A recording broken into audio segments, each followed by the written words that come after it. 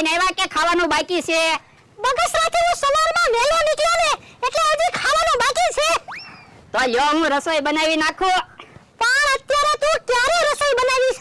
સમોસા મગાવી લે ને સમોસા ખાઈ લેવી. પણ અત્યારે અમારા ગામમાં સમોસા નહીં હોય. હાલો સમોસા આવી ગયા સમોસા.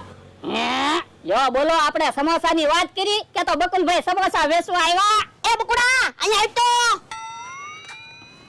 શું છે? એ સમોસા એવા છે ને એટલે.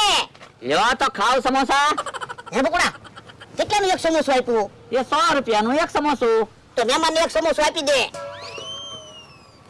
તારે એના સમોસો નથી ખાવો? હા મારે સમોસું ખાવું. મારા માણાને એક સમોસો આપી દે. એ પૈસા પછી આપજો, પહેલા સમોસા ખાવ. એ હારું. ઓલેલા તું મારી જેટલા સમોસા ના ખાઈ શકે. હવે અર્જણ કાકા તમે રહેવા જો, હું એકલો